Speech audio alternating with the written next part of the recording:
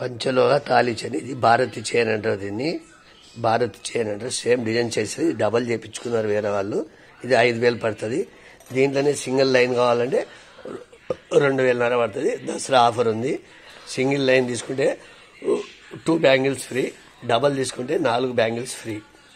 దసరా వరకే ఇది ఆఫరు, దసరా వరకే ఆఫర్. ఇది భారత్ చైన్ అంటారు.